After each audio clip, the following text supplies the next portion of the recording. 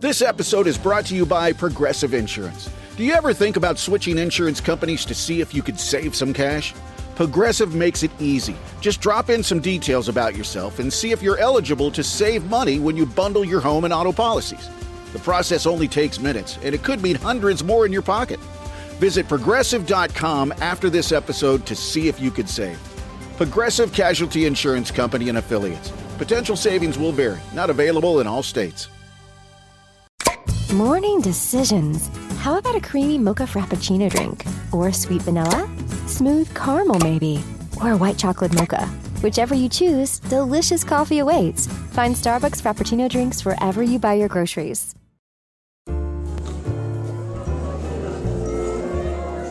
So, faced with the question, where did they go next with this podcast? The guys were recently joined by legendary musical genius Bruce Dickerson, who's agreed to be the new producer of the Stack and Benjamin show. They were all excited to meet him. Hey fellas, I'm Bruce Dickerson. Yes, the Bruce Dickerson. You have a dynamite sound, fantastic sound. I have only one suggestion. More cowbell.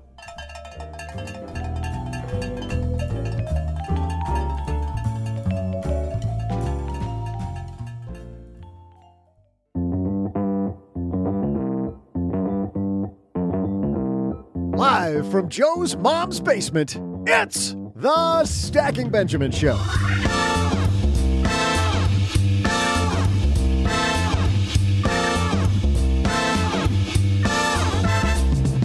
I'm Joe's mom's neighbor, Doug, and buckle up because today you're going to take control of your money. Let's talk tackling your debt, controlling your finances, and kick-starting your savings with personal finance and business coach Dorethia Kelly. In our headlines, did you lock in your best mortgage rate? If you did, welcome to Landlordville. What if you took the landlord test and the stick came out pink? Oh boy, we'll bring tips. Plus, we'll throw out the Haven Lifeline to a lucky Stacking Benjamins listener, and I'll share my jet-propelled trivia that's out of this world. And now, two guys who are the world's foremost expert space cadets, Joe and O-J-J-J-J-G. And like a rocket ship for your money, we're back. Happy Wednesday, everyone. We are so happy you're here. Kick back. Hope you have your favorite beverage. I've got a coffee with me right now. I don't know what this guy across the card table has. OG, what are you drinking? Rocket fuel, dude. Freaking just pure gasoline. I was going to ask if that's gin and juice. Like, what is that? What's pure rocket fuel? Space, rockets, hydrogen. I don't know. Like, how do rockets get into space? I don't know. I'm just trying to. You're really swinging a miss. Nice try, though. That's good. Just coffee, basically. And on a Wednesday. Man, you don't need coffee today because the woman who's going to inject some life, well, she injects life wherever she goes. Dorethia Kelly's here, OG. And as you know, Dorethia, such a badass. And she's going to help you get out of debt. She's going to help you get right with your money. Can't wait to talk to Dorethia again. Dorethia is that person that we just don't get to talk to enough. But before that, we got a fantastic headline, as Doug said. And I think, though, even before that, OG, let's get real. What we really need to talk about before anything is probably, well, this. In business, there is no room for guesswork. Every shipment matters. Every deadline counts. And when you're trying to keep operations running smoothly, the last thing you need is uncertainty. That's why reliability is at the core of USPS Ground Advantage. From the moment your package is first scanned in, it moves through a secure nationwide network, aiding in a timely and accurate delivery. You get near real-time tracking so you can keep up with your shipments. And with affordable upfront pricing, there are no hidden fees or surprise surcharges to throw off your cost sheets. It all adds up to predictable deliveries you can depend on, because knowing your logistics are handled lets you focus on everything else, your customers, your team, and the future you're building. Visit USPS.com/Ground Advantage to start shipping with confidence.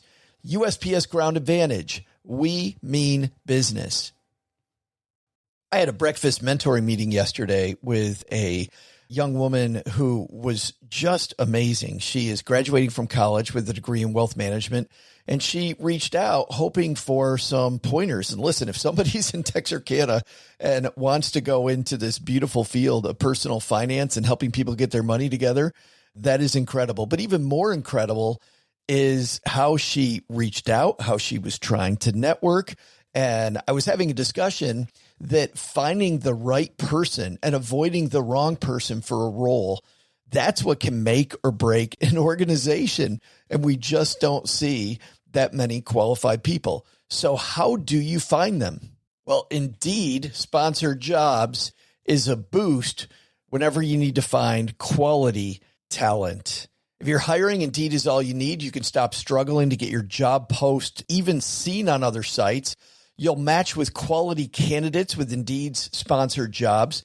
Get matched with and hire quality candidates who can drive the results you need. Reach candidates who meet your specific criteria like skills, certifications, or location. It drives me crazy when I'm matched with all kinds of people who aren't a fit. I don't have that kind of time.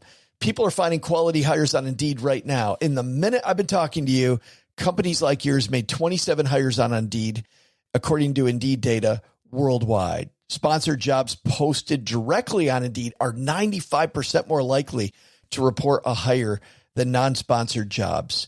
Spend less time searching and more time actually interviewing candidates who check all the boxes. Less stress, less time, more results. When you need the right person to cut through the chaos, this is a job for Indeed sponsored job. And here's what's cool, stackers. You're going to get $75 in sponsored job credit to help get your job the premium status it deserves at Indeed.com/podcast. Just go to Indeed.com/podcast right now and support Stacking Benjamins by saying you heard about Indeed right here at Stacking Benjamins. Indeed.com/podcast. Terms and conditions apply. Hiring, do it the right way with Indeed. Of course, the only reason we had to talk about that is because that's how we keep podcasting. If we didn't talk about that, there would be no podcast. All right. OG's here. I'm here. Doug's here. Dorethia Kelly's upstairs talking to Mom, so let's go. Hello, darlings. And now it's time for your favorite part of the show, our Stacking Benjamins headlines. In our headline today, this comes to us from Fortune. This is written by Elena Botros. Homeowners who held on to a 3% mortgage rate, OG, becoming accidental landlords. Did you send this to me or did I find this? I saw it. It was in the Wall Street Journal. This is you might have Fortune already magazine. said that. I wasn't paying attention. Fortune, yes. Fortune magazine. I saw that on Flipboard, or I sent it to you, or something like that. Yeah, the era of lower than ever mortgage rates is long gone, and it's been replaced, this piece says, with rates hovering around 7%. But homeowners who locked in lower rates before during the pandemic housing boom aren't selling. In fact, some of them are becoming accidental landlords simply because they don't want to lose their low rates of the past. Makes sense to me. If your job takes you to a different city, you got this home that it's a very low interest rate. The cost, the carrying cost on that house is not high. OG, you put a tenant in there and bam, you might be rolling in some money. All of a sudden you're the landlord. It's kind of an interesting conundrum. If you have to move and you've got this low rate, I didn't read the article, but I was thinking that maybe this was like land contract type stuff because interest rates on 30-year mortgages are so high, maybe 7% now, give or take. And I've got mine in my house at 2.5. You want to buy my house. I want to move. Well, let's work out a deal whereby you pay me 5 3/4 instead of taking the bank 7. You know, like I'm the banker now. That's what I kind of thought that they were going after here when I saw the headline. But maybe they're not talking about, being a landlord in the sense of owning the house and land contracting it, but rather being forced to be owning the house because you can't leave because you can't afford the move. And you know what? You're exactly right. It says that being said, the so-called locked-in effect is putting pressure on both sides of the market. Aren't as many buyers looking for new digs and not as many sellers looking to move up or downsize if they'll get stuck with a mortgage rate more than twice as high as their old one. Redfin's chief economist Daryl Fairweather told Fortune that high rates are constricting activity. They're looking at their monthly payment, which is quite low. If they locked in a 3% mortgage rate compared to what their mortgage payment would be if they sold and bought again, it should be quite high given how high mortgage rates are. And it just makes a lot of sense for them to hold on to that low interest rate. It's people not moving. I mean, honestly, we looked a couple of months ago, I guess.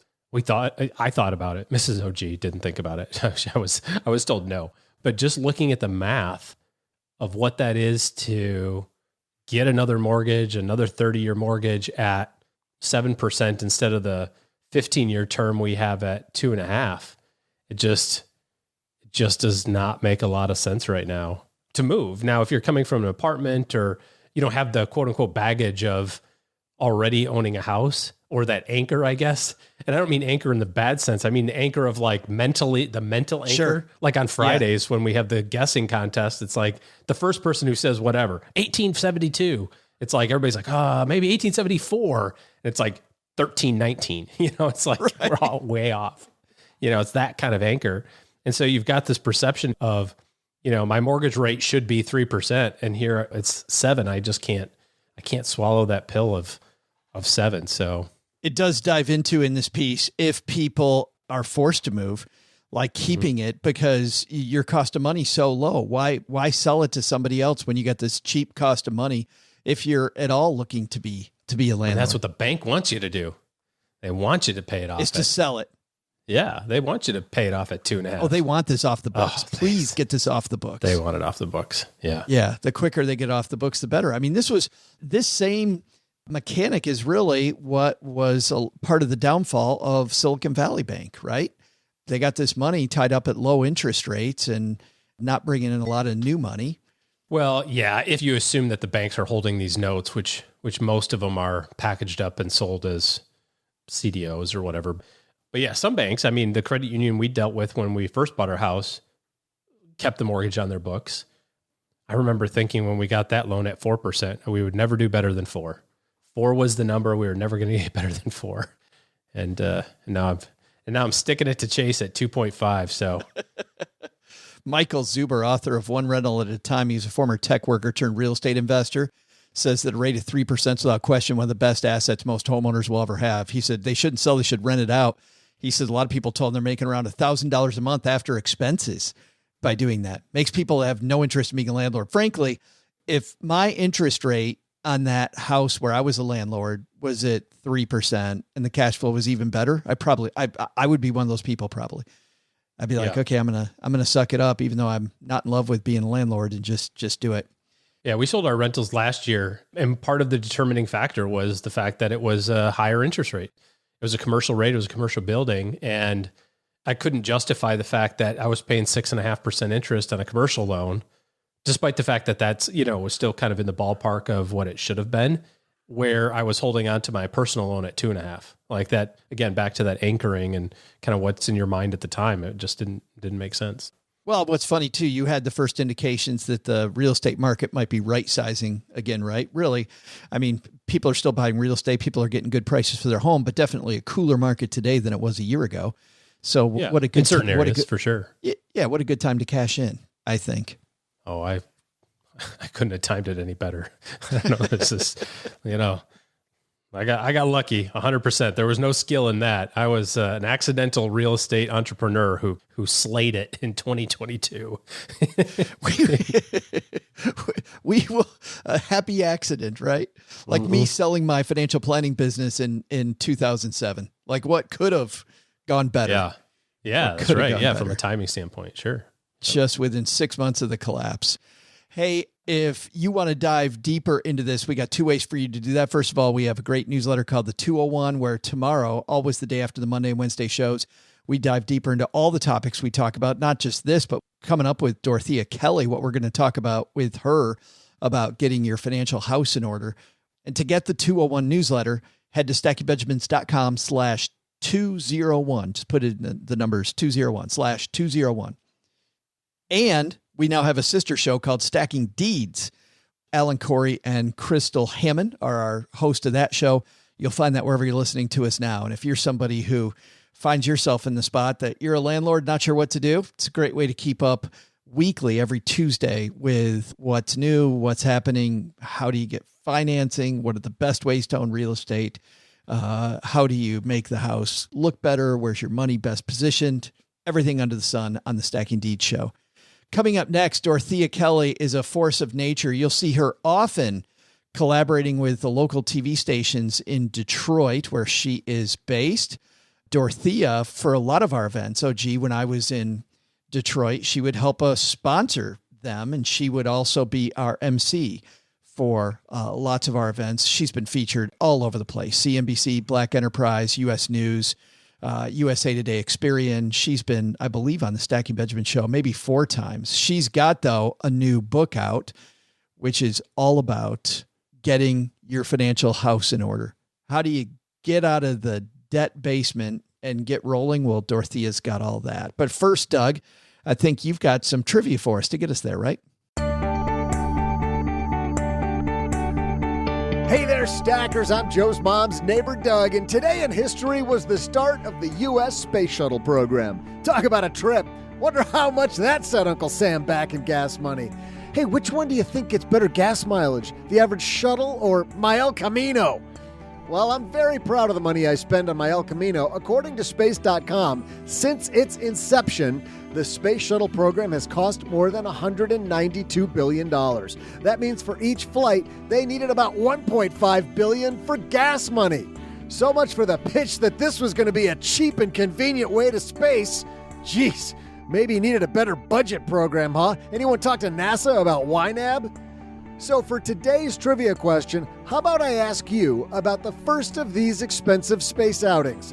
Way back in 1981, how many astronauts were on the first U.S. shuttle mission? I'll be back right after I research age and weight waivers for astronauts. Maybe I still got the right stuff.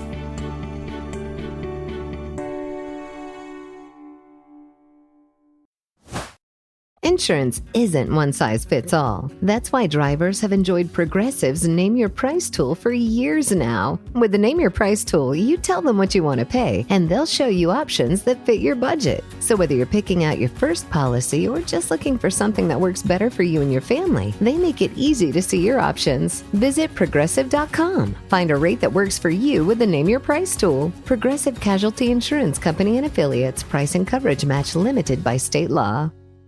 What would you do if your online store converted 36% more shoppers? You could take 36% more vacation. Another pina colada? Yes, please. Open a new retail location with 36% more square feet. Fantastic. Hire 36% more help. You're hired and you're hired. Shopify has the world's best converting checkout, up to 36% better than other e-commerce platforms. What you do with those extra sales is up to you. Switch to Shopify today at shopify.com/listen and get a $1 trial. Shopify.com/listen.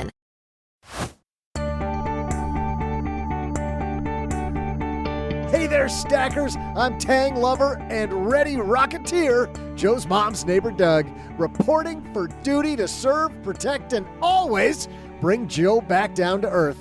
You're welcome. Turns out space travel is a budget buster.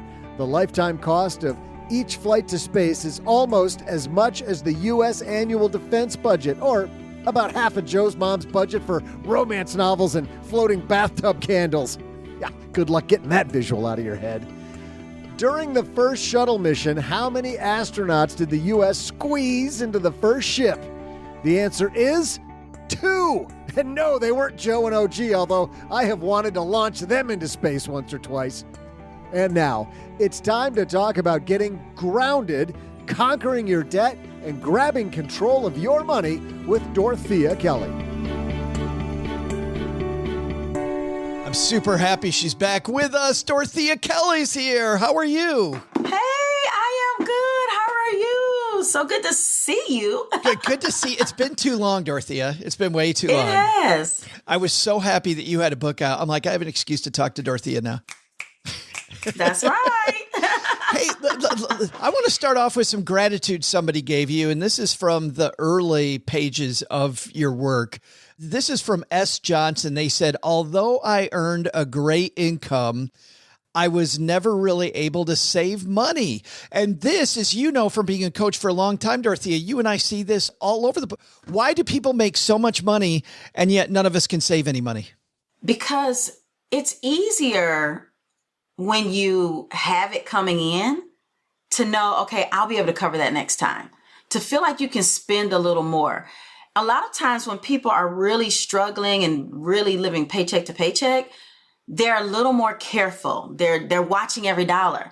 When you finally get some relief and you know you have money coming in, and maybe this has been going on for a couple of years, you become a little too comfortable. And then you slack off of your discipline of how you were managing your money in the first place. You just get addicted to the paycheck is what you're saying. Yeah, essentially, because you know it's coming. Yeah. And this happens across all income levels. Yeah, it's funny, working with people who made $300,000, they couldn't save. People making $25,000 couldn't save. Like, you're right. It doesn't matter how much you make. Exactly. I had a client that was a physician. She made about $400,000 a year. Of course, she had a lot of expenses because she wasn't home a lot, right? But she said she just really, her friends were inviting her on these expensive vacations because that's what they were used to. And she said she got so tired of it one time. She said, you know what? Listen, I'm broke. And then you look at like somebody making $400,000. How on earth could they be broke? But no matter what you have, if you spend more, you're going to be broke. Because somebody, I'm telling you, this is another thing too. I had somebody who was making $30,000. They came to me, $30,000 a year. And the first thing in my mind was like, I'm going to have to tell him he's got to increase his income. He had more money in the bank than some of my six-figure earners. Wow. Yeah. It's funny. There is a lie that I kept telling myself, Dorothea, when I was broke, which is that to your point, I just need to make more money, right? If I just make more money, it'll solve my problem. And that is a lie. You cannot out-earn your bad habits. You were the same, I feel like, reading your book. When did you have the aha? Tell me about Dorothea and the money aha that you had in your 20s. Yeah, so for me, it was, I remember I was a single mother. So I didn't get a chance to play around in my mind. I knew I had kids. I knew I had responsibilities. I didn't have guidance. I didn't know how to manage money. I was just trying to do the best that I could, but I was always broke. And also I didn't make a lot of money. So you've got two kids working full time, going to school full time, and not making a lot of money. And I was like, you know what? This is not the life. This is not what I want. How do I learn how to manage money, learn how to get more money in? I wanted to prepare myself for success so that I wasn't always, because that is, being broke, like creditors calling, not having a way to pay your bills, that pressure just weighs on you. So I was like, this is not the life. So I just started doing exactly what I tell people to do in this book. I started reading, researching all the things. Everything won't be for you, right? Everything wasn't for me. I didn't find too many things that spoke to me and my situation. You can always listen. I hated hearing live beneath your means, spend less than you earn. I was like, the rubber had met the road and I was in the middle. Right. There was no, what means? There is no means. So I was like, tell me how, teach me how, what do I do? And then I saw a lot of people in my circle, same situation, and we're just trying to figure it out. So that's my story. I said, this is not the life. And once I figured it out, I said, other people need to know. I needed to affect my circle. You also talk about something that was very prevalent for me. And as you're even talking about this, with creditors calling, with all of this pressure that you have, we also bring a lot of shame to this, Dorothea. Like we have shame, we have guilt. We're like, oh, if I had done that earlier, if I'd learned earlier, if I hadn't been so stupid, like, how do we get around that shame? I still get called. I just got a call like this a couple weeks ago. They almost didn't want to call me. People feel like they're going to get judgment. You're operating in your own little silo. But I just want to tell everybody this. Number one, there's nothing new under the sun. The players of the game just change. Your situation, somebody else has been through it, succeeded, and you can too. So we have to get out of our own heads and say, you know what? Forget pride. I'm going to get some help. I'm going to talk to somebody. Now, I don't believe in telling everybody your business, but you need to find someone you can trust that can help you. It's some self-talk we have to do. That's why I said, listen, we have to talk to ourselves. It's okay. You have to tell yourself that you can be successful with your money. We're not looking back. You look back to get the lesson, but you look forward to see the success. So we are not going back and talking about, oh man, I wish I would have done this. I should have did that. Okay. Now put that over here. You said it. It's done. Don't say it anymore. Let's move forward. Talk about what you're going to do. Talk about the success that you desire. Speak those things that you want to come to pass. It was a day, and I just got sick of my own voice telling people, I'm so broke. Oh, no, I can't do that. I'm broke. Girl, I'm broke. I'm this. I got sick of my own voice. I got sick of saying, oh, we can't afford that. So I stopped doing that. And I either didn't say nothing or I rephrased it. Maybe next time we'll look into that in the future. And it's okay to tell people that you are on a money journey. Like, don't be ashamed of that, because even if people might scoff a little bit, because people did scoff. I had people say, Dorethia, oh, everybody has debt. We're going to, people may scoff, but then they'll circle back and say, Dorethia, how's that going? Seem to be doing really well. Right. So do you. This is for you, your family, your future. That's so empowering. And what's funny? When I was a financial planner, I had some clients that during the holidays, they were on their money journey, and they'd have to go to their family and they'd have to say, hey, we're not doing presents this year because we're on this. But you know what, Dorethia? In every single case, their holiday season, they reported back to me, was better than they'd ever had before, because they felt like they were in a position of power finally. They were building the emergency fund, and they focused on the important part of the season, which was each other instead of on, the crappy gifts and spending all the time being all, pulling their hair out at the mall. Exactly. You know what broke me? I tell the story about how I talked to a girlfriend, and she's the one who helped me through this, because you want to give your kids all this stuff and then you got to buy for the family. And I'm like, I think I bought an expensive toy for my youngest daughter once. It was broke on Christmas Day. Oh, no. I was like, no more. No more of this. And then think about it. How many $20 gifts that you're giving all the kids in the family or everybody else? Who needs that? Nobody needs that stuff. So I did the same thing that your friend did. And I was scared to do it. Because in the family, they all bought for my kids too. Sure. And I said, please tell them not to buy for my kids. Yeah, because then you're thinking more guilt, right? You're thinking more guilt then, yeah. Exactly. But it was freedom. Oh my God, not to have to worry about it. So you begin then with, okay, let's forget the guilt, but let's get organized. Tell me the steps. What do I do first when I'm trying to get organized? Number one, you want to get in that junk drawer, pull all that stuff out of the junk drawer, get those old letters and things out. You want to get organized by just facing the music. It's okay. You might shed a little tear, but when you're done crying, you'll feel empowered because you have everything in front of you and you know what's what. From there, then you have to say, okay, what do I tackle first? What am I going to do first? This is maybe the situation. I've got some past due bills. Now, you're not going to call everybody, but write down what they are so that you can then know how to handle them. And then you need a system for keeping up with everything. So whether that's a file cabinet, whether you're scanning that stuff into the computer, I have a friend who does that. She's like, paper? Oh no. Whatever it is that works for you, I don't care if you just have a manila folder and when the stuff comes in, bills and responsibilities, you stick those in there and you sit that in the kitchen on top of the microwave. You know where it is. That's the key. It doesn't have to be fancy. Don't make it a big deal. That's how you get organized. And then from there, you can make a plan. You talk about creditors. I had creditors calling me in the mid-90s when I was going through this, Dorethia. How do you work with creditors? Number one, don't ever give them access. I don't know if you did this, but I did this. Oh, and it was horrible. Oh, don't ever give them access to your bank account. I know what story you're about to tell. I had a pit in my stomach reading this. I'd never heard you tell this story before.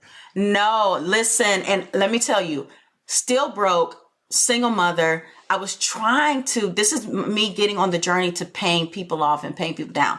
They agreed to a certain amount. They took the entire balance. And then that sent me in another spiral because now you've taken all my money for current bills. And when I was trying to do the right thing, but they know I can't sue them. And then literally, I promise you, the man said, when I called, I said, what did you do? I got to pay bills. He said, well, sue me. He knows I can't sue him. So When the creditors are calling, do not give them access to direct pull money out. You handle that. Get everything in writing. And nowadays it's more email than letters. But if they say, yes, we agree to this amount payoff, get that in an email, or they might send a letter before you pay them. Because after you pay them, they can come back and say, well, I don't know. We don't have recollection of that conversation. They are trained. They go to trainings on how to get money from creditors. My niece is a credit collection agent. They go to training. They know how to do it. So when you're on the phone with them and you're arguing back and forth, that's what they want. Because that gets you flustered and that gets you to say, I'm sick of them. I'm just going to pay them. And then you'll go do all kind of crazy things, get a payday loan, do things you should not do. Yeah. That's going to make your long term worse because they've pressured you. Make an arrangement, tell them what you can do. And when they get to, I had somebody tell me, can you borrow some money from your mother? I was like, you don't know my mama. No, I cannot. Well, that's what I one credit agency guy tell me that. He said, well, just take out a loan. I'm like, the reason I'm here talking to you is because I borrowed money from everybody. Exactly. I am completely tapped out. He's like, exactly. He's like, well, can't you must have some family member that will still give you more money. I'm like, no, I got so tired. And by the way, another thing for our stackers, Dorothea, what you said about getting that in writing. So I did that. I got it in writing and they still came back for the money. And I had to on three separate, not one, not two, but three separate occasions, I had to fax because it was back, mostly pre-internet. Faxing. I had to fax that letter back to different people 3 different times to prove to them that I didn't owe it anymore. What happened was I paid this credit agency. They still said that I owed it and they sold it to another credit agency for, because they sell these loans back and forth. Yes. So they sold my loan to somebody else. And so I get this call from this other jerk. The person was a complete jerk. And this guy's like, well, I don't have any record that you paid. I'm like, I totally paid it off. And by the way, at first I didn't know where I put the letter. So I had to go search for the letter forever. Find the letter. Because I didn't realize how important it was. So when you say get it in writing, put it someplace where you're never going to forget it because, they are wicked. They're That's horrible. right. That's right. Absolutely. You like the debt snowball method above all methods to pay off debt. Tell people that are new here, our brand new stacker family, Dorothea, tell them what the debt snowball method is. Essentially, with the debt snowball, you take your debts and you list them smallest to largest. And you pay them off in that order. So let's say you have a dentist bill that's $100. You have another bill that's $250 and another one that's $500. You're going to pay your regular payments on the $100, $250, $500. But when you get extra money, you're going to try to double up as much as you can on the $100 until you pay that off. And even if you don't get extra money, you just make the minimum payments on everything. Once the $100 is paid off, let's say you're paying $20 a month on that. Once the $100 is paid off, you take that $20 and you add it to the $250 bill so that now that you don't have that $100 debt anymore, the money doesn't go into the black hole. You use what you were paying to pay off everything else. And you just do it in that order. I do like it. I still use it because it does give you a sense of relief. I know what it's like trying to tackle a $10,000 or $20,000 debt and feeling defeated. Whereas when I started doing my smaller debts and getting up, I felt like I was accomplishing something. I could get those letters that said, this is paid off. And I felt relief. It does give you that momentum. I know there are 20 million ways to do debt payoff. This one is the one that I found that works and the one that I work with my clients on. Get those small wins right away. Does consolidation give you the same feeling? I want to say consolidation does give you a sense of relief because you feel anything where you feel like, now some of it can be detrimental, but anything where you feel like you have made a stride in your financial freedom. So if you have a high interest rate and all these single debts all over the place and you consolidate them into one, you have one payment, that does tend to give people a sense of, okay, I'm on the right track. This is one bill instead of 20. And now I can work with this one company and pay that off. Just be careful with who you work with. Yeah. What do you mean by that? Who do we watch out for? Debt consolidation, just like the debt agencies that help you pay off your debt, You just have to be careful, read the terms. Everyone isn't legit. So I'm not opposed to it. This is my thing. I can do this in my sleep. I know somebody else can't. So it's okay to get help. Don't feel bad about getting help and not doing it yourself. But get a company that is reputable. Look at the reviews online. You want companies that have been around for 10 or 20 years. You don't want someone who just started 3 years ago, because you don't know which way the wind is going to blow. And you don't know, there's not enough reviews for you. Find companies that have been around for 10 or 20 years, have really good reviews, and have a track record. I know some people, Dorothea, that thought they were getting consolidation. They were getting debt counseling. What they didn't realize was that it was really, they were getting bankruptcy, and bankruptcy could be an option. However, you really needed it because that's horrible. Yeah, that's horrible. That rotten. That's horrible. You gotta tell me. Don't trick me. Tell me what the cards are and let me determine if I want to play. Now I'm gonna give you one better. You ready for this? I know someone who spent a couple of years paying into a debt counseling agency, and they took over their bills and was supposed to be paying their bills. They thought they were about to be paid off with everything. Got a letter to come to court because the agency wasn't paying anything. Oh, no. Oh. Nothing. So they paid twice. Isn't that horrible? Well, it's a double whammy. I mean, it's the money, but you also that time. You can't get the older I get, the more time is my enemy. Yeah. And those are the kind of things, I talk about mental health with financial literacy, financial health, how it affects you. Those are the kind of things that could really send somebody in a spiral. Like, that's like devastating. There's a lot of scammers out here. So just do your research. People are wondering, I'm sure, about, okay, how do I cut? What do I sacrifice? You have a story. You have stories throughout the book about people, which is, by the way, this is great because it's proof that you can do this, right? These are regular people who have done it before you have, so you can do it. But you've got a story here about Robin. I want to talk about Robin's sacrifices. She met with you. She set up a budget. She cut her cable. That was $125 a month. Yes. She changed the number of times she got her hair done. You told her she needed to cut that completely. She's like, nope, not going to do that. But she did. She did cut it in half. So instead of $75 every week, it was $75 twice a month. That's another $150. Exactly. But what's cool, and I want to pause there for a second, Dorothea, because some of this you can see is compromise. Yes, I want to get out of debt, but I don't want to stop living today. And for her, getting her hair done, I think, was probably part of living today. Yes, it was. And it's a woman thing, the hair, the nails. We need to be able to take care of ourselves. Well, me too. That's right, Joe. Get it together. So I want to talk about this. Like, for me, I was always very practical. And I learned that some things you do because you need it, not because it's the most practical when you can afford it.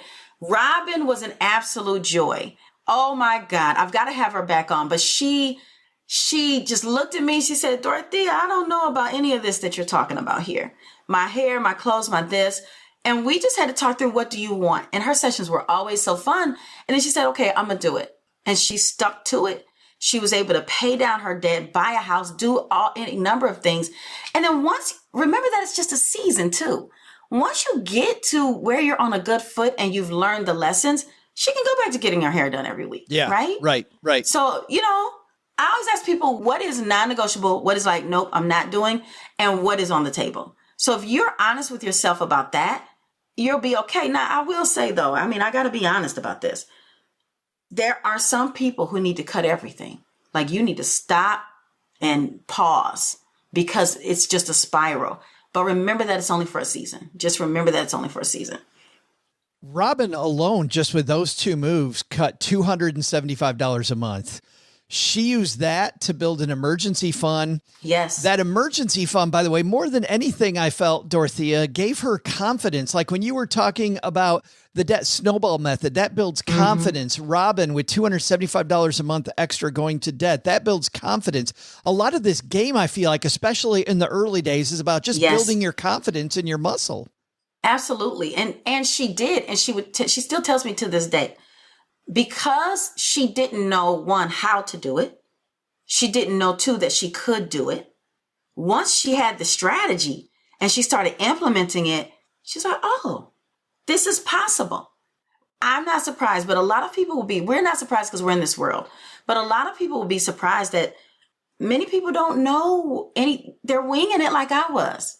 So once you learn and you build that muscle, that financial muscle, now Robin has used the same things that she learned in the book and we're working with me to do a number of things in her finances because it's a formula. You just rinse and repeat. And that's where that confidence comes into play because you know you can do it. Well, and that was what was interesting, too, because she trusted you. I felt like she started walking down the path.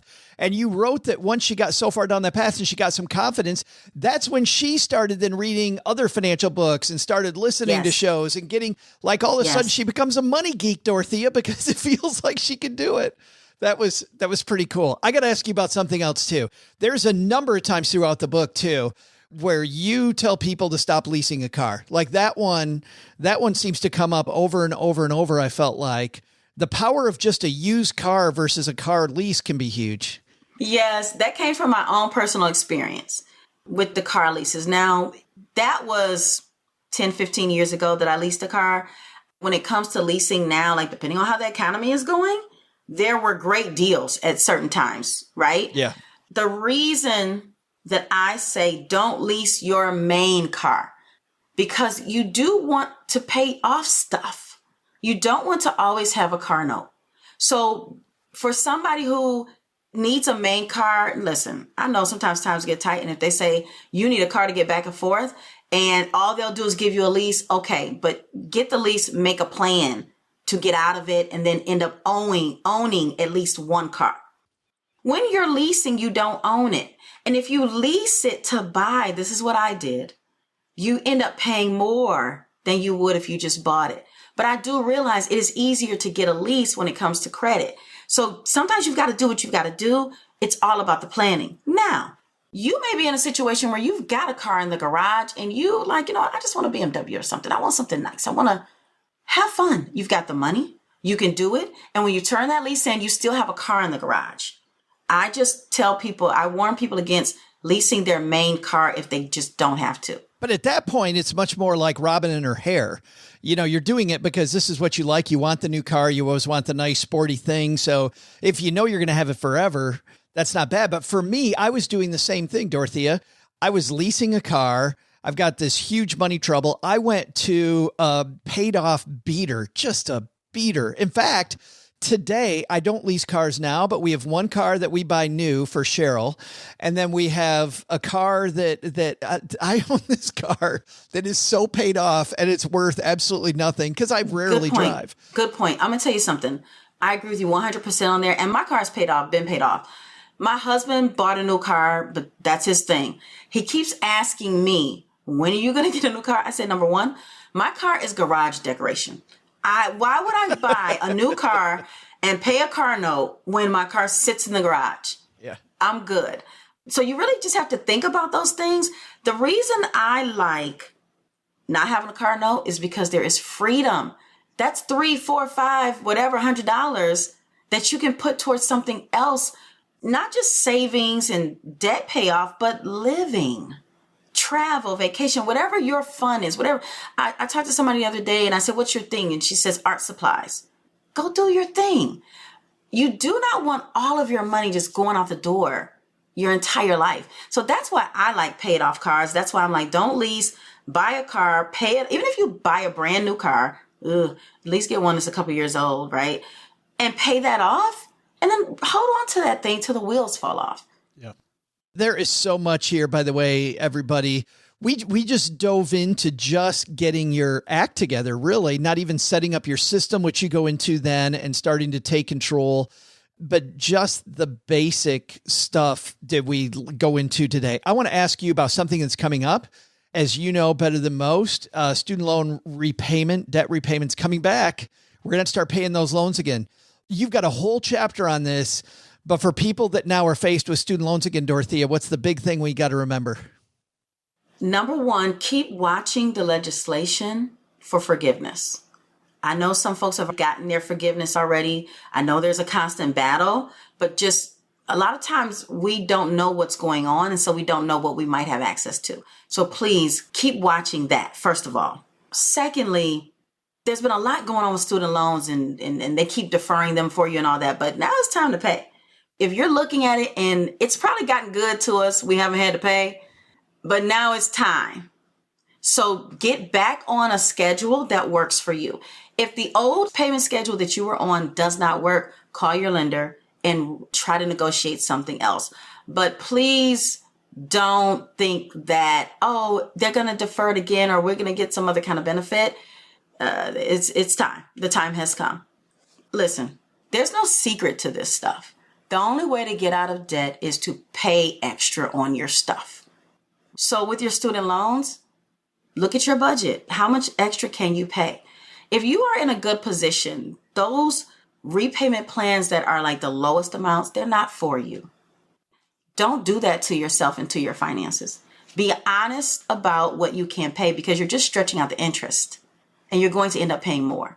So just be honest about what you really can pay so you can get it paid off. Well, and you're making my life miserable for longer, right? Just hangs around. It's horrible. Let's get it done. The book is called Money Chat, How to Get Out of Debt, Manage Your Money, and Create Financial Freedom. And there it is for people on YouTube. There it is. Yes. Dorothea, the book comes out in a week, but the reason we wanted to have you on today is obviously people listening to us, they like audiobooks. They like podcasts. You have a deal for people that pre-order? Absolutely. So if everybody goes to moneychatbook.com, I have all kind of bonuses, free bonuses for everyone because it's important to put things into action. Everyone who orders now gets the free audiobook version. This will be the only time you can get 2 versions of the book for the price of 1, because after we launch and go live, it's back to regularly scheduled programming. But I wanted to give everybody something amazing. And I was like, what? People love audiobooks. I'll give them the audiobook. So yes, please go to moneychatbook.com. Please listen. We all know some folks in our family, in our circle, our colleagues that could use a little assistance in this area. Please share. And I've got some goodies for them too. And it's the best thing to share. Like it's the best way to help people get the head start. We'll link to moneychatbook.com and our show notes page as well. And in our 201, the newsletter where we take deeper dives. Dorothea, great talking to you again. Thank you for helping us get out of debt and start to put a plan together. Absolutely. And thank you so much for having me. It's always fun to hang out with you. Hey, I'm Rob Berger. When I'm not rolling in the dough, that's right, I'm stacking Benjamins. Big thanks to Dorethia Kelly. Oh, gee, she nailed it. Don't let your creditors be in charge of your recovery.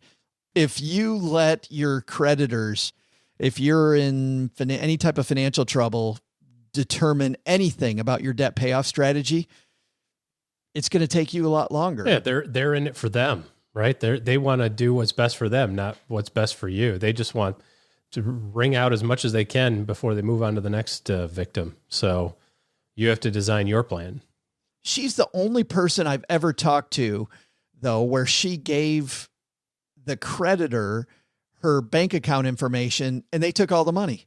I mean, have you heard that before? Like she gave him permission to... happened to me. Absolutely. Really? She gave him permission to take $50 and they took thousands out of her account. Like they took all of her money. Dude... Well, you heard, but the dude just said, sue us. So sue us. Yeah. Knowing she's not going to be able to. Like, what a move. It happened to you too. Yeah, same thing. Don't give people access to your bank account. And it seems so obvious, right? It seems like as you're saying it, you're like, do it. But I also know, having been on those calls, they're like, oh, hey, we'll just take it directly out of your bank account. No big deal. We'll take the $50 and we'll. Well, we just had this car repair thing, whatever. And, the repair shop wanted to take a check or cash or a debit card, but did not want to take a credit card. And so, I dug around, found a checkbook, take it in. It's a pretty large check that I had to write because the insurance company had sent me the check, so I had their money plus my money to pay. And they wanted a check or a debit card. And I brought a check. They ran the check, which is weird. I've never had that happen. They're like, yeah, we can't take this check. We just can't take this check. I'm like, well, I don't know what to tell you. Like, you told me you needed a check. I brought a check. And she said, well, do you have a debit card? I said, no, I don't have a debit card. She said, who doesn't have a debit card for their account? I said, me. I said, I charge everything to our Visa or our American Express card. And she's like, well, it's the same thing if it's a debit card. I said, no, it's not. If you get access to my debit card or my bank account, through a check, like you can take all the money. You get access to my American Express card number. That's Amex's problem.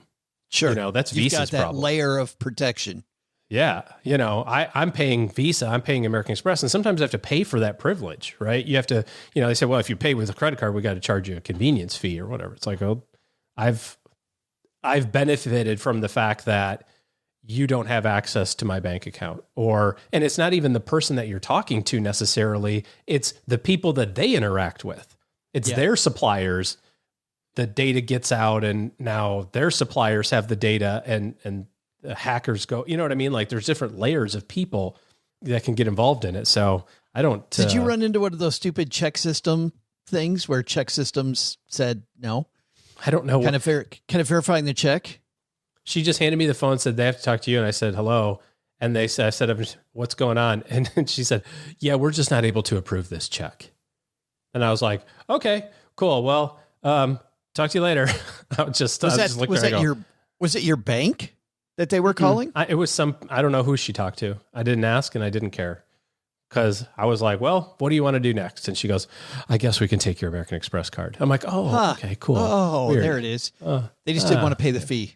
And if they would have asked, I would have not happily paid it, but I would have, that's just common practice, that small businesses, I get it. It's a large expense. We have a lot of credit card expense for our planning business, and it's just part of the business operations of doing business these days. So yeah, don't give people access to your bank account. Ever. Nobody. Hey, let's throw out the Haven Lifeline and tackle some of life's most important questions. Our friends at Haven Life Insurance Agency, OG, they put what you value first. Oh, I would value a little bit more coffee in this lukewarm brown water that I'm drinking. Apparently, my coffee maker decided to just spit out about... let's just call it the incorrect ratio of coffee to hot water in this cup for some reason, and I can't understand why. Cheryl was asking me what I want for Father's Day, and because I truly don't need anything, but I was looking at those Ember mugs when I was at the Apple store. Have one. Do you like it? Is it good? No. I mean, they do what they're told, like they keep it hot and all that sort of stuff, but yeah. I read the product reviews and they were pretty mixed. Like I was all excited. I'm like, dude, this coffee I'm drinking, when you said lukewarm water, I was laughing because I just took a chug out of mine and my coffee's cold now. And I'm like, oh, if I had that Ember mug. Yeah. And then some of the reviews are like, one more device plugged in. This is fantastic. And other people are like, yeah, no. Yeah. I think a good Yeti is every bit as good as a battery powered Ember mug. You know what I mean? Like, yes. Like, oh yeah. Tune up the Yeti, pour some hot water in there first, get it ready, then pour your hot coffee in there. You'll be every bit as happy with that as you would be. I should have done that this morning before we started this. Well, mine isn't so much that it's cold, although it's cold now. Mine is more the ratio of coffee to water is incorrect. So coffee to water. Yours is... It looks like, Muddy River, the song. It's not even, it's just kind of see-through. It's like the Saginaw River. Looks like a bad morning. Yeah. What were we talking about? Oh, your money or your time. It's your loved ones and your time. It's your loved ones and your time. Yes. Well, loved ones. Yeah. My money and my time. Those are the things that are most valuable to me. My loved ones. Maybe. Yeah. That's why they made buying quality term life insurance actually simple. You go to stackybenjamins.com/Haven Life. Now you get a free quote. Love what they're doing at Haven Life because they're committed to offering a modern way to buy insurance. They've slashed the application so it's simple. It's online. Bam, you get an instant coverage decision. You have to wait several weeks, and you're with a company that's been there before. Mass Mutual, their parent company, more than 160-year-old insurer. Today, we're going to throw out the lifeline to Lee. Say hi, Lee. Hello, Joe and OG. My name is Lee. I'm a almost 57-year-old single mother with 3 minor children at home. When my husband and I separated 5 years ago, I had about $105,000 in retirement funds. I've been working full-time as a nurse, have been able to make the maximum contributions on my 403B and Roth IRA for the past 3 years, and now have about $500,000 in retirement assets. Ooh, my goal for retirement is $1 million and to not claim Social Security until I'm 70 years old. I was feeling pretty good about my contributions and my ability to retire sometime in my mid-60s until I heard OG talking about retirees needing to have 2 to 3 years of living expenses in cash to weather down markets in retirement. I understand the value of this, and I hope to be able to accumulate that amount of cash. But one thing I have not heard OG speak about is how this money is replenished if it has to be used early in retirement. I love your show, and thank you for taking my question. Lee, what a great question. Sweet. You have talked a lot, also, OG. great progress. Yeah, fantastic work, Lee. That is amazing. Just shoveling money in. And I think she said she's 56, going to be 57, and started 5 years ago with $100,000. Today have $500,000. Don't tell me when you're 50 and you go, you haven't done anything, my life's over. Like, I could just never do it. It's like bull crap. Like, look at this person. She's going to have $1 million inside of the next 4 or 5 years, and started early 50s with $100,000, which most people would say is a little behind. So congratulations on that. That's fantastic. So how does she replenish it if that cash begins to dwindle? How do you space it out? Do you every 6 months just look at your cash position and replenish that? Well, this is the mistake I think that isn't clear with this. The idea is kind of all plays together, all of these different ideas. So the first thing is you have to recognize that you need to have money invested for the long term, even when you're retired. So it's no secret that I'm very heavily pro ownership of companies. I'm not very pro lending to companies. And what I mean by that is I like to own the stocks. I don't like to own the bonds. And now I get it. You've got to have some ballast and you got to have some smooth the ride out, and depending on your personal proclivities and so on and so forth. But if you're going to be heavy equities so that your money continues to grow, because, if you retire when you're 65, you have a 30-year time horizon. So why would you not have your money invested to grow? Then you also have to recognize that part of the trade-off with that investment thesis is that there's going to be periods of time that aren't your friends. 2022 is a great example of that, although not terrible. The beginning part of COVID, market down 30%, pretty substantial decline. 2008 through 2009, radically bad for people who had just retired. What we're thinking about is kind of those early stages of retirement, that sequence of withdrawals risk or sequence of returns risk, where you just get unlucky. You can have the greatest plan in the universe, right?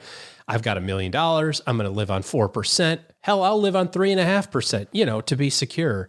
If the market goes down 50% in the first year that you retire, all bets are off, right? Like, you just got unlucky. You had the great plan, a great strategy, and the market went down and you got screwed.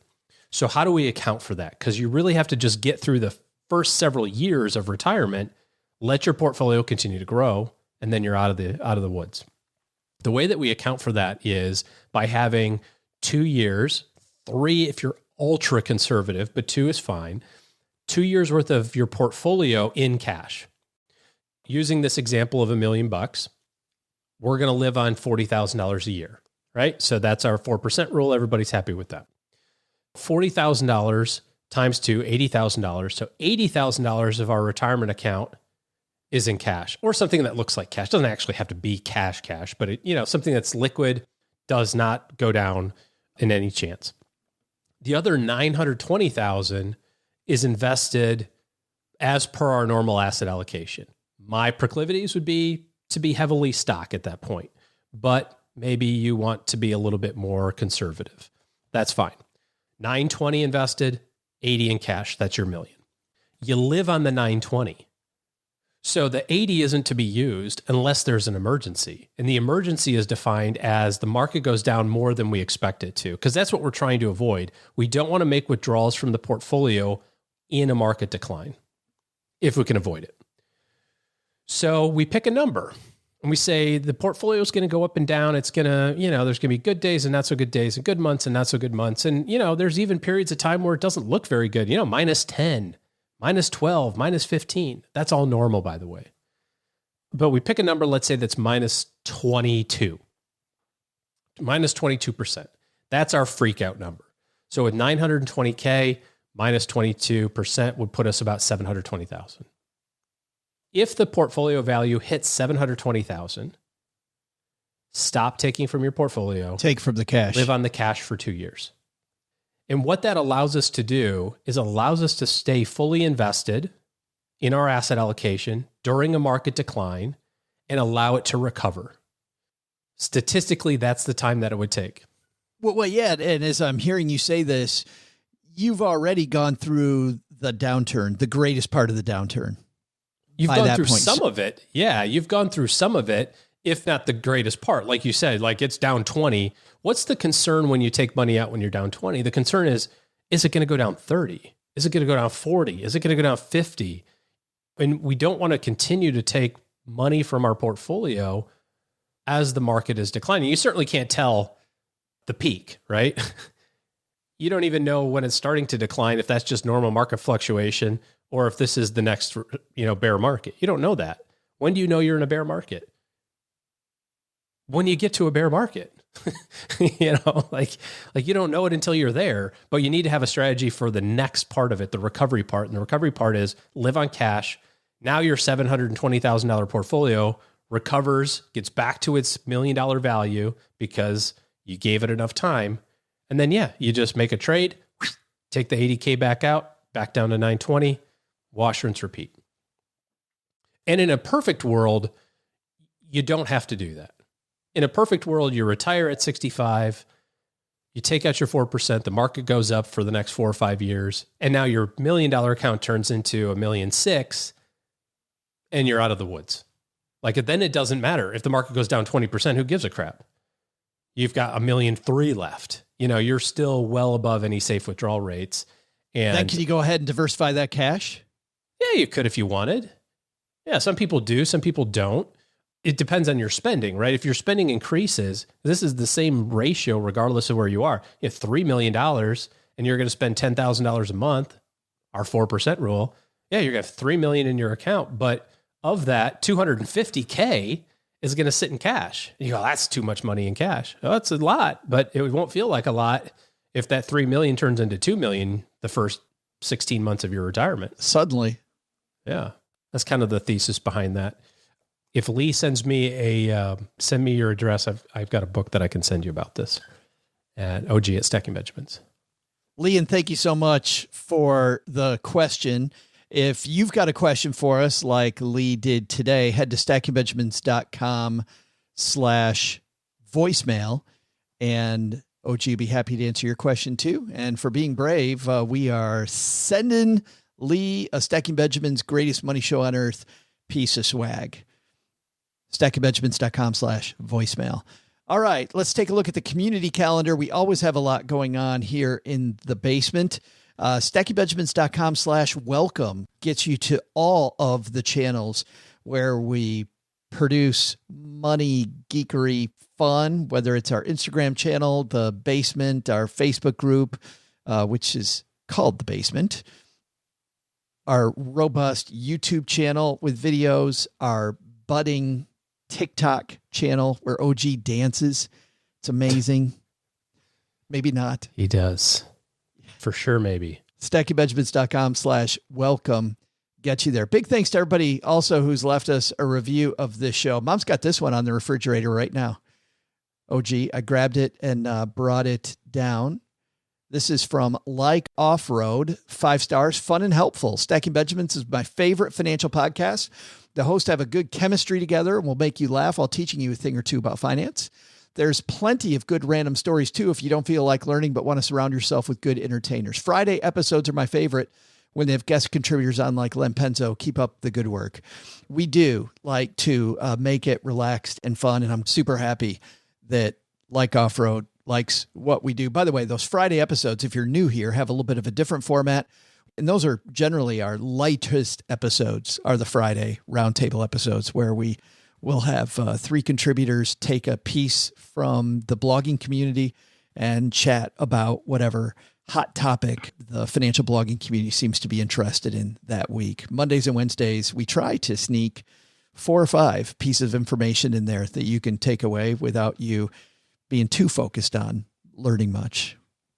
Thanks for that review. Thanks to everybody who's left us a review of this show. It's taken just a minute to tell other future stackers about Stacking Benjamins. Doug, take it from here, man. I know I just said we hopefully gave you 4 or 5 new ideas today, but Doug, what are your top 3? So what should we have learned today? First, take some advice from Dorethia Kelly and get out of debt and take control of your money to build your savings and wealth. Second, have a low interest rate on your home? Maybe a great time to start studying real estate and join the landlord game. But the big lesson? Probably not a good idea to pursue being an astronaut if you can't handle the tilt-a-whirl at the fair. Turns out no one likes funnel cake on its second voyage. Thanks to Dorethia Kelly for joining us today. You can find Dorothea's book, Money Chat, How to Get Out of Debt, Manage Your Money, and Create Financial Freedom wherever you buy books. We'll also slide links to Dorothea's work on our show notes page at stackingbenjamins.com. This show is the property of SB Podcasts, LLC, copyright 2023, and is created by Joe Salcihai. Our producer is Karen Repine. This show was written by Lacey Langford, who's also the host of the Military Money Show, with help from me, Joe, and Doc G from the Earn and Invest podcast. Kevin Bailey helps us take a deeper dive into all the topics covered on each episode in our newsletter called The 201. You'll find the 411 on all things money at the 201. Just visit stackingbenjamins.com/201. Tina Eichenberg makes the video version of this show. Once we bottle up all this goodness, we ship it to our engineer, the amazing Steve Stewart. Steve helps the rest of our team sound nearly as good as I do right now. Want to chat with friends about the show later? Mom's friend Gertrude and Kate Yunkin are our social media coordinators, and Gertrude is the room mother in our Facebook group called The Basement. So, say hello when you see us posting online. To join all the basement fun with other stackers, type stackingbenjamins.com/basement. Not only should you not take advice from these nerds, don't take advice from people you don't know. This show is for entertainment purposes only. Before making any financial decisions, speak with a real financial advisor. I'm Joe's mom's neighbor, Doug, and we'll see you next time back here at the Stacking Benjamin Show.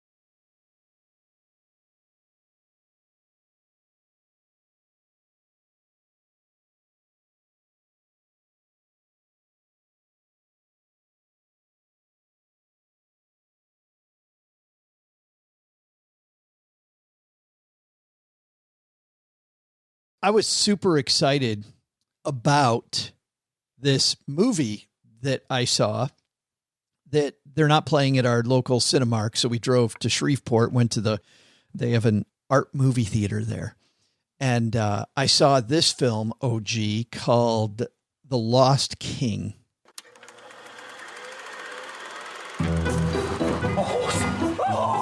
My kingdom for us! Rich the Third. I just don't believe someone would be that wicked because of a disability. Doesn't ring true to me. That's your critique of Shakespeare, is it? Doesn't ring true. We both know you've had issues. I suffer from chronic fatigue, and yet have I ever missed a deadline? I thought it was time to give the younger ones a chance to shine. Well, you want people are good at being under 40, I will admit. I am struggling there, but so are you. Don't do anything impetuous, that's all I ask. We need your wages too. Bye, Mom. Bye, Mom. Bye.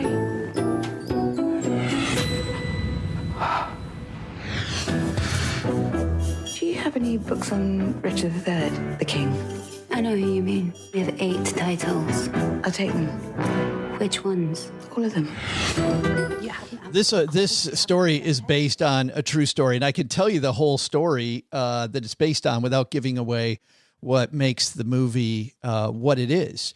This film stars Sally Hawkins, who, if you saw the Academy Award winning Shape of Water, she was the woman that was in love with the sea creature.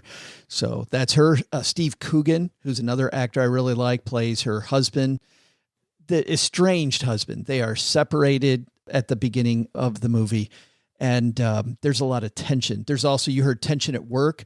She has chronic fatigue syndrome. Her boss definitely wants to give the young people a chance, and she's not good at being under 40 anymore. So, like some of us. And heard that. So there's lots of humor that really makes this movie. The tension with her husband, between she and Steve Coogan's character, it makes the movie. The real thing it's based on was back in 2017, this woman goes to see, as you heard there at the beginning, Shakespeare's play Richard III, which presents Richard III as this evil hunchback king who was this usurper to the throne, and everybody hated him. And Sally says, I don't think that's him. It doesn't ring true. And you heard the guy making fun of her going, okay, yeah, you're critiquing Shakespeare now. Like, it just doesn't ring true to you, even though Shakespeare, the play's been out forever. Turns out, OG, there is this whole society in real life of people who thought that Richard III was maligned because Shakespeare had written this 150 years after the fact.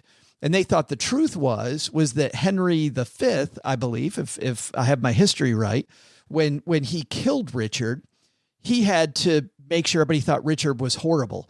And so starts, spreading all these lies about his political enemy, about how horrible he was. And he had to kill the guy. I mean, the guy was just rotten. So she, as you heard at the end of that piece, walks into a bookstore and gets every book they have on Richard III. And she takes all this evidence, and all this stuff happened, takes all this evidence. And you may have seen the story where in Leicester, in a parking lot, they find the remains of Richard III. And it was all based on this woman that nobody wanted to believe. People thought she was crazy, that she's just nuts. I mean, imagine, OG, you're an archaeologist. You've been doing this your entire life. This woman who has some random desk job that has nothing to do with your career walks in and says, I think I know where Richard III is buried. Well, Richard III, everybody said, had been thrown in the river. She's like, no. If you actually look at these things differently, you will see that I think he's in this parking lot. Turns out she was right. And I remember that story back from 2017 and thought it was really cool at the time. That story propels the movie, but that's not what makes the movie. What makes this movie is, as I mentioned earlier, her relationship with her husband, but also early on in the film, OG, Richard III shows up and she sees this ghost. And then halfway through the movie, she says something to the ghost. She's like, why can't I find you very easy? He's like, well, I'm not sure you're looking hard enough. And she goes, wait a minute, you just talked? How come you didn't talk earlier? And he goes, well, you never asked me anything. So she's constantly having these discussions with this ghost, and it's hilarious. The movie's heartwarming. This is better than any film I saw last year. And I absolutely loved, as you know, Everything, Everywhere, All at Once. I thought that movie that won the Academy Award was a phenomenal, just a great, weird movie that was super fun with a great payoff. I thought that was easily deserved the Academy Award that it won. I also really liked A Man Named Otto, as you know. I thought that was probably my second favorite movie last year. This movie beats them both. I thought this was a fantastic film and just a great, if you like history at all, and you like this quest to right a wrong. And I really don't like movies that are based on true stories. It's not the true story that made the movie for me. It was all this extra stuff. This is a great, I think everybody should see this movie. This is the biggest, I can't give a film a bigger thumb up than this movie versus Ant-Man, where it's a thumb straight up your ass if you go see it. So go see The Lost King. This movie needs an audience, man. Go see it.